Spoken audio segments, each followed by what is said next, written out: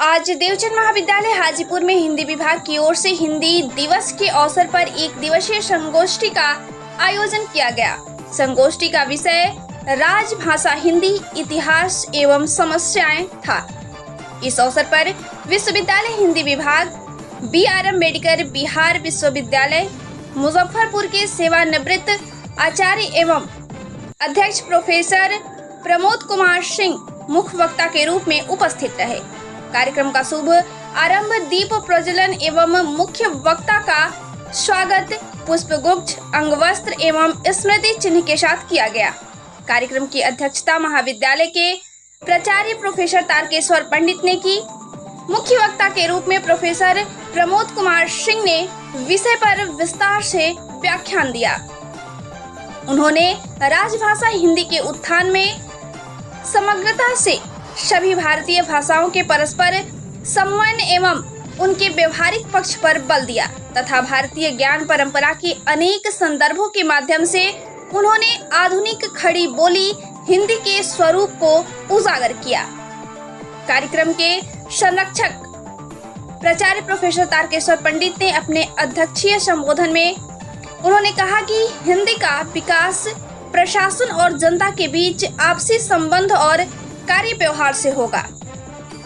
इस संगोष्ठी में वक्ता के रूप में मोहम्मद सनम, सहायक प्राध्यापक इतिहास विभाग तथा डॉक्टर प्रकाश कुमार, सहायक प्राध्यापक हिंदी विभाग उपस्थित रहे। अतिथियों का स्वागत डॉक्टर मीना ने किया। धन्यवाद ज्ञापन हिंदी विभाग अध्यक्ष डॉक्टर आलोक कुमार सिंह ने किया। संपूर्ण कार्यक्रम का संचालन एवं संयोजन डॉक्टर अवनीश कुमार मिश्र ने किया। इस अवसर पर महाविद्यालय के विद्वान प्राध्यापक, शिक्षकेतर कर्मचारी तथा बड़ी संख्या में छात्र छात्राएं उपस्थित रहे। 14 सितंबर का अर्थ यही है कि हम ताकत बटोरें, अपने आप को संयोजित करें तथा बीज वक्ता मान्यवर गुरुवर प्रमोद कुमार सिंह जी, इनके लिए धरकर चरण विजित श्रृंगों पर झंडा वही उड़ाते हैं, अपनी ही उंगली पर जो खंजर की जंग छुड़ाते हैं। इन्होंने हिंदी भाषा के इतिहास को बताया, कैसे लागू हुआ। 14 सितंबर 1949 को संविधान सभा ने संविधान की 22वीं अनुसूची में यह प्रस्ताव दिया था। 15 वर्षों तक अंग्रेजी में राजकाज चलेंगे और साथ साथ हिंदी पर भी जोर दिया जाएगा। लेकिन 15 वर्ष बीत गए, आज 75 वर्ष बीत गए, लेकिन हिंदी को विश्व भाषा के रूप में हम प्रचारित करते हैं। हिंदी बोलने के लिए लोग हिंदी में कविताएं पढ़ने के लिए विश्व में जाते हैं, दूसरे देशों में जाते हैं, लेकिन भारत में हिंदी का कैसे विकास हो, हिंदी हमारे जन जन की भाषा कैसे बने, लोक भाषा के रूप में हिंदी का प्रचार प्रसार कैसे हो, इस पर हमें चिंतन करना चाहिए।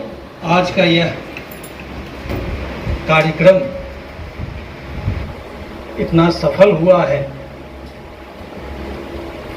इसकी सूचना हमें छात्र छात्राओं की अब तक बनी हुई उपस्थिति से मिल रहा है। इसकी सूचना मिल रही है कि हमारे जितने भी छात्र छात्राएं हैं यहाँ पे अभी तक उपस्थित हैं, मौजूद हैं और बड़े मनोयोग पूर्वक सभी वक्ताओं को इन्होंने सुना है।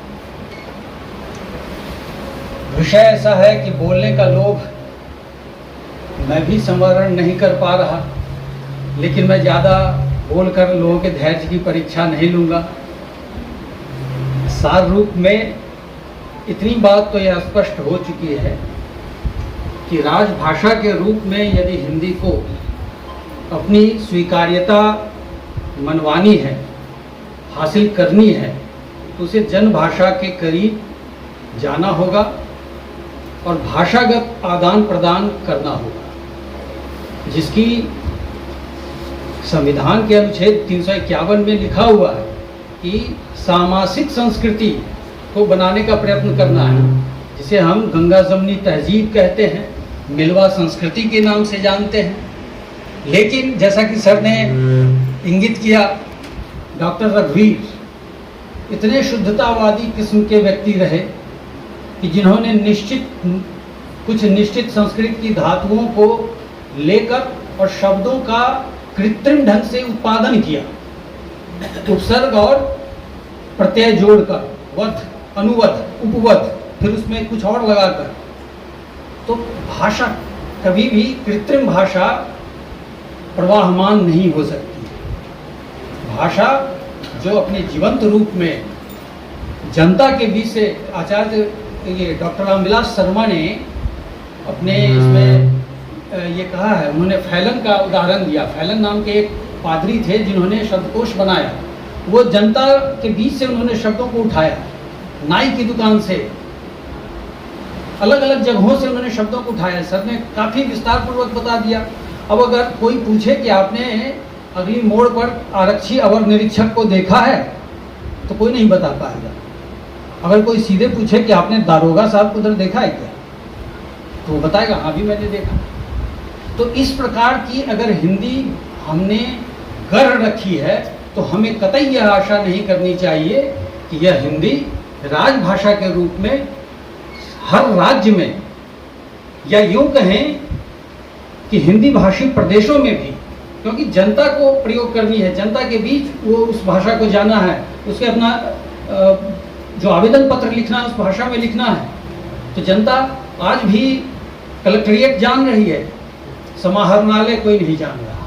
वो कलेक्ट्रेट के बगल में खड़ा होकर आप किसी से पूछेंगे कि समाहरणालय तुमने देखा है, बड़ा सा बोर्ड लगा हुआ है समाहरणालय। तो सर ने जिस बात की ओर इंगित किया, मैं उसकी ओर आपका ध्यान ये आकर्षित कराना चाह रहा था कि राजभाषा के रूप में अगर अपनी स्वीकार्यता मनवानी है, तो उसे जनभाषा से तालमेल स्थापित करना ही होगा।